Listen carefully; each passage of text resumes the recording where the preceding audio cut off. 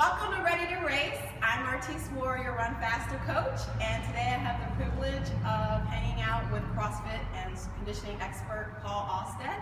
We're here at CrossFit Eagle Rock, and Paul's going to show us some awesome moves that's going to make us way faster for our races going forward. So Paul, tell us a little bit about CrossFit. Like, what is it for us folks that have done it? CrossFit is general prepared fitness, essentially. What we're trying to do is get you prepared for the unknown. And that takes three types of things. We do running, which is endurance in our world, gymnastics, which is body weight stuff. It could be anything from air squats and push-ups to pull-ups. And we also do weightlifting. And we put all three of those pieces together to hopefully prepare you for the generalized idea of whatever it is. Running races, getting faster at a race, whether it's a 5K or a marathon. It keeps balance in your work ethic so that you're not just focused on the running portion of running a race. There's more to it than just running. Okay, awesome. So why is strength training important for runners? Like, do you have a lot of runners that come in here? We have tons of runners, and our head coach is actually an endurance coach that teaches runners, whether it's marathons all the way down to the 5Ks.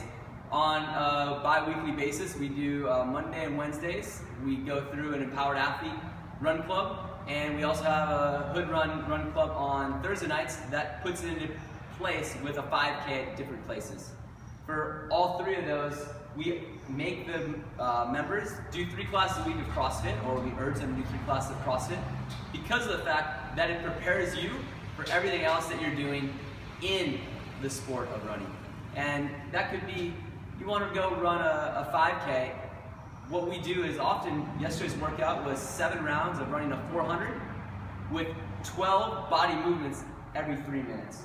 And we have scaling options. We could do a 300 or a 200 in those 3 minutes, but then you'd have a little extra something to work on to teach yourself pacing. Teach yourself that you could run a 2-minute 400 instead of going through a 8-minute mile. You can break it down to a 1:45 mile by doing 400s instead of doing the full mile at a time.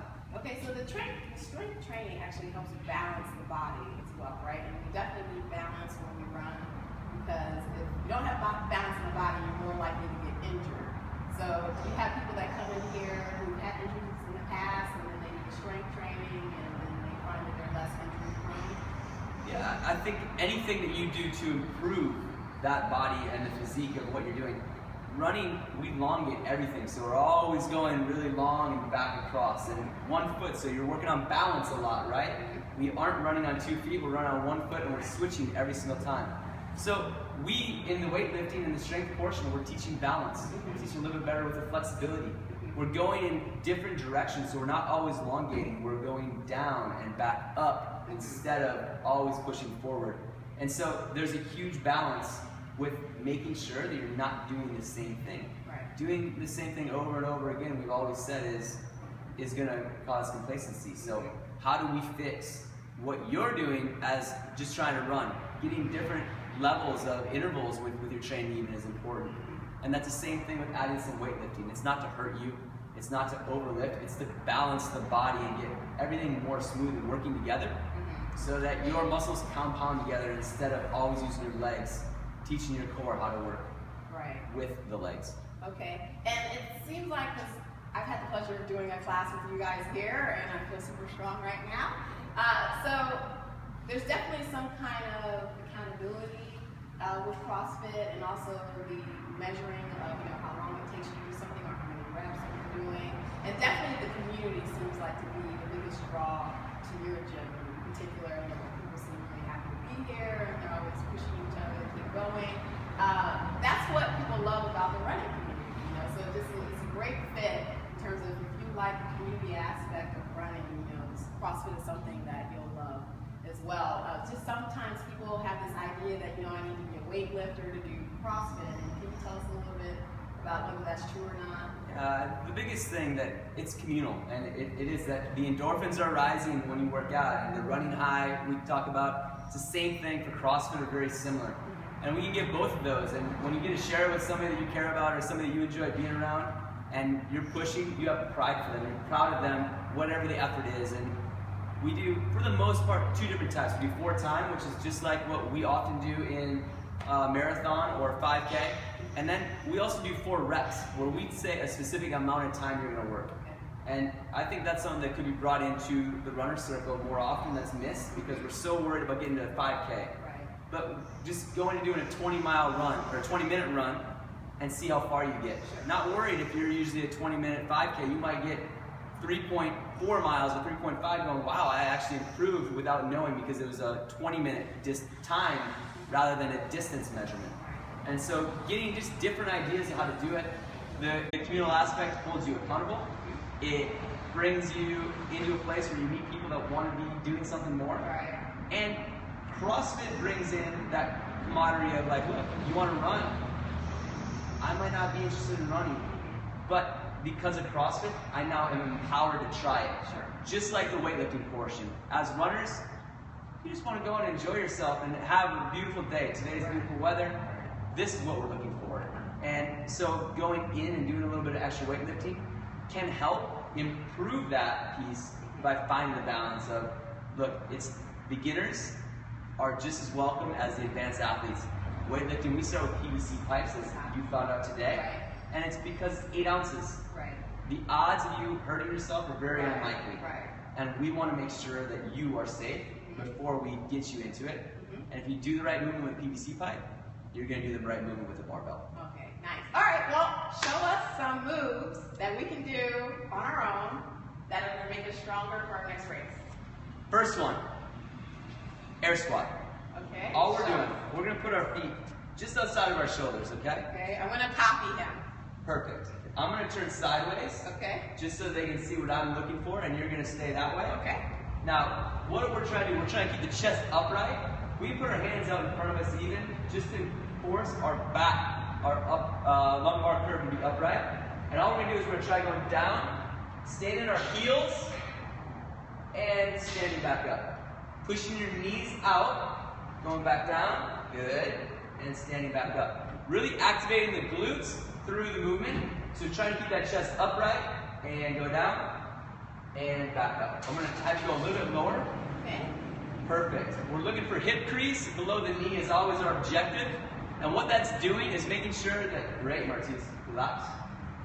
What we're making sure with going full hip crease below knee crease and standing all the way up is we want the knee to be able to move all the way. And that's flexibility help.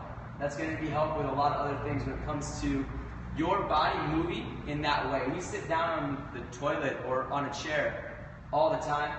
We need to know that we can go up and down from that degree angle. Your knees are going to improve. If you have knee soreness, it will be discomfortable for the first week or two, but then your knees will start getting that natural oil from the blood flow and things like that that will help improve what you're doing for movements.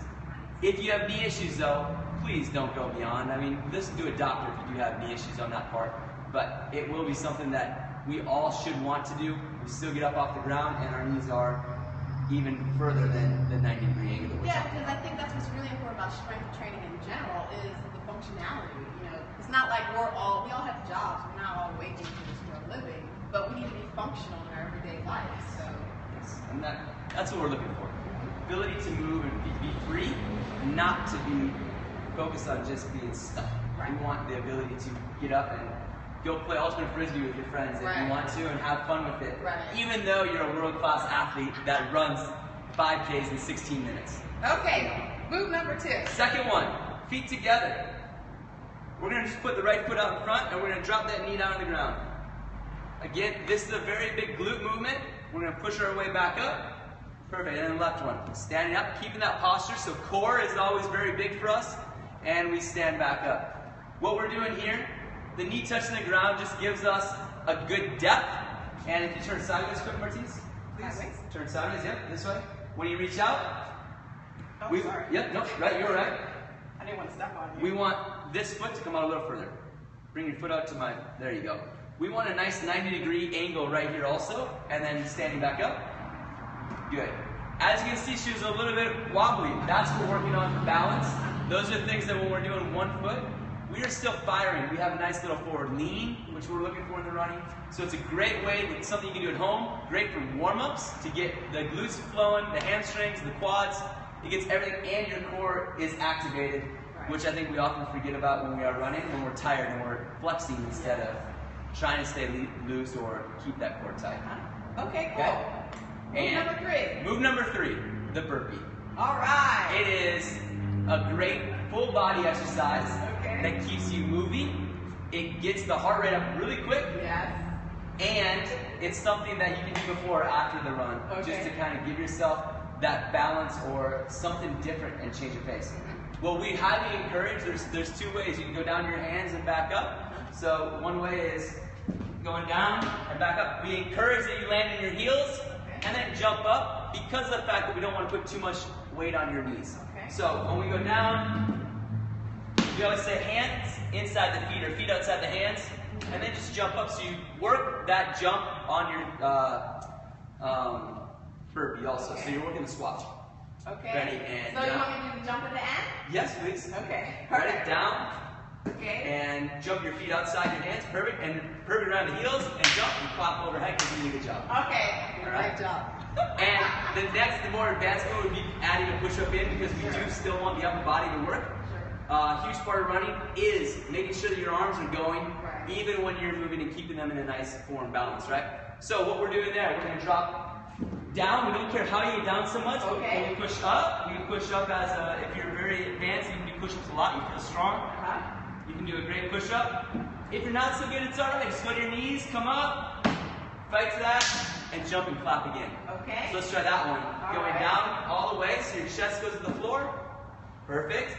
Push up, bring your feet outside your hands, and clap. You do a good job. That's it. Awesome. Good job. Thanks. Well, that was awesome. I think these are all things that we can incorporate to our training program. You see, it doesn't take very much time, so I encourage all you runners, because I am definitely guilty of not doing as much strength training as I need to do, so that my body stays balanced, so that I'm less likely to get injured, and also because I want to get faster, right? So I want to thank Paul for showing us these great moves and really giving me a lot of support on getting better with my strength training. And can you tell us how we can get in contact with you and get more great advice in terms of how we can get stronger? We have two locations in Atwater Village, Glendale area, and Eagle Rock. It's CrossFit Merge in the Atwater Village, Glendale area, and Eagle Rock is in CrossFit Eagle Rock. So our phone number is 323-902-7625, or you can reach us on email, info@CrossFitEagleRock.com, or Paul@CrossFitEagleRock.com if you'd like to reach out to me. All right, well, thank you so much again, and we'll see you guys next time. So until then, keep running. Woo!